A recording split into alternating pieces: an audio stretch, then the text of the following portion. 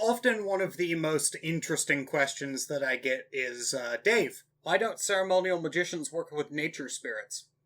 Dave, why do we not do magic in the woods? Dave, why is it said that you shouldn't do ceremonial magic in the woods?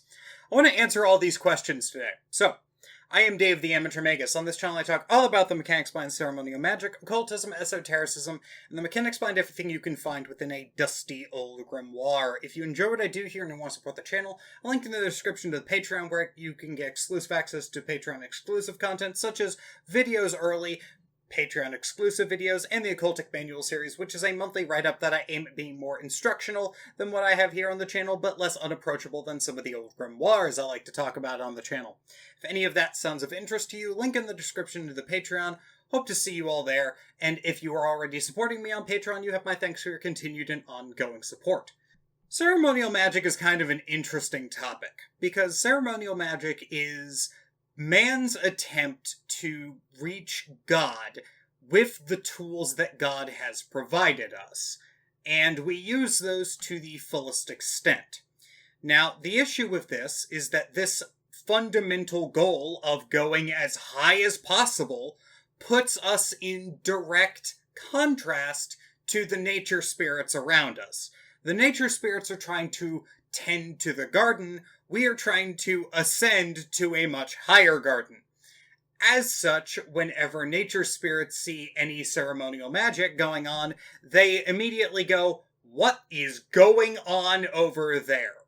It is a commonly reported thing that the lesser banishing ritual of the pentagram lights up your aura on the astral.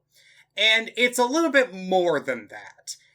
The lesser banishing ritual of the pentagram is basically a full 4th of July fireworks show in a concentrated location, while you have foghorns blaring in the background as loud as they can as the musical accompaniment, and they're playing the 1812 overture complete with cannons. Therefore, it makes a lot of sense why, if somebody was doing this in your backyard, you would be rightfully kind of pissed at them, and you would go over and try to figure out what the hell is going on, why are there foghorns and cannons blaring, and why is the sky as bright as day when it's supposed to be the pitch black of night? Or, if it is day, why is it even brighter than normal? Why does it look like everything is bathed in the white etheric glow of the divine? Because it is. This is a very common issue a lot of nature spirits have with ceremonial magicians. And this is also an issue of why ceremonial magicians tend not to work with nature spirits. And the reason is, nature spirits are, generally speaking, not going to be powerful enough in order to actually resist that.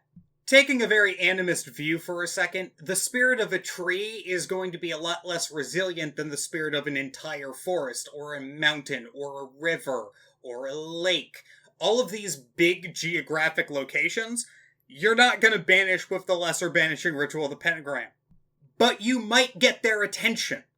And this is why we usually do these things in homes or in buildings. Because if we are doing ceremonial magic in our homes or in buildings, then we don't need to worry nearly as much about any of the major issues that we might have when doing magic out in the woods, namely pissing off the nature spirits.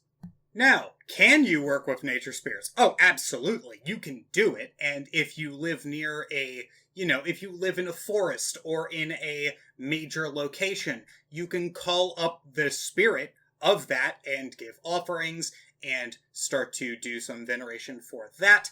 And you can get kind of a feel for the general energy of a location based entirely around working with that spirit. This is called the Genius Loci, or the Genius of a Location. Very creative title. You can also do this for the spirit of your house. In fact, in various Eastern cultures, I understand that it is actually common to venerate the spirit of your house. This is where we get the concept of house spirits from. And house spirits are, generally speaking, going to be a topic for a different video at some other point. But going with the overarching theme of actual nature spirits, You can talk to, like, if you live on a beach, you can talk to the spirit of the beach, and you can give it offerings by cleaning up the beach. If you live near a forest, you can go on nature walks in the forest and try to clean up the forest. Cleaning up nature is a very common offering for nature spirits, as it is kind of undoing the absent-mindedness of other human beings, and therefore ingratiating you into the goodwill of nature spirits. Now, every nature spirit is going to be a lot different. The spirit of one forest might be very different from the spirit of another forest. It is a common joke or meme that the wildlife and the fey creatures in one location will be very different from another. You know, you have stories of, like, elves and gnomes and sprites in Europe, and then you have the stories of, like, wendigos and horrible monsters in America, as an example. But generally speaking, forming a relationship with the local land spirits is going to be a top priority, especially if you are moving into a new location. If you are moving from one state to another or one country to another, you should probably get in touch with the local land spirits and introduce yourself before you start lighting off the fireworks display that is the standard ceremonial magic practice. Not that you won't already be drawing attention, because most people in the modern day are not calling up the land spirits nearly as much as they were in the past. So that is something to keep in mind. Now, one of the big reasons why ceremonial magicians don't really work with the spirits of the land is because usually we're dealing with other kinds of spirits. Usually the role that is filled by the nature spirits in our local areas, in ceremonial magic practice, that's usually done by the elemental spirits. In ceremonial magic, if we need something done, we will usually go to, like, elementals, departed spirits, or demons. That's just what ceremonial magicians do. This is because we usually will look up, and we are trying to get as far up in our spiritual journey as we possibly can. And in order to make sure that everything below is solved, we're working with angels as above, and so below is going to be demons, and we compel them to do whatever we want them to do, whether that be money, power, or love related in any regard. But that does not mean that the nature spirits don't have their places. Nature spirits are generally going to be the spirits that you could work with, and if they start to like you, they can be more potent, not because they're actually more powerful than demons, but because they're closer, right? They are the spirits of the lands you live on, and the nature around you, and so if you make it so that nature has a vested interest in assisting you and your livelihood, well then that by itself is going to lead to a probably very prosperous life for you, right? Some people have entire practices that are just dealing with the nature spirits. I am a ceremonial magician. I am not one of those people. But those people are not wrong in what they do. It's just a different approach, okay?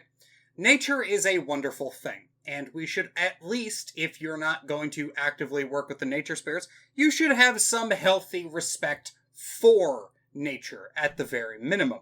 Whether that be tending a garden, giving offerings to the local land spirits, calling up the local land spirits and doing nature cleanups, whatever it may be, you should have some form of nature respect, right? Some form of respect for nature.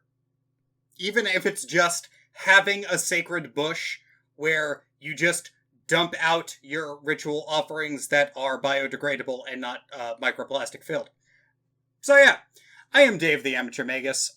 Once again, if you've enjoyed this content, please support me over on Patreon, link in the description down below. I also offer consultations and astrology readings if that is more what you are interested in.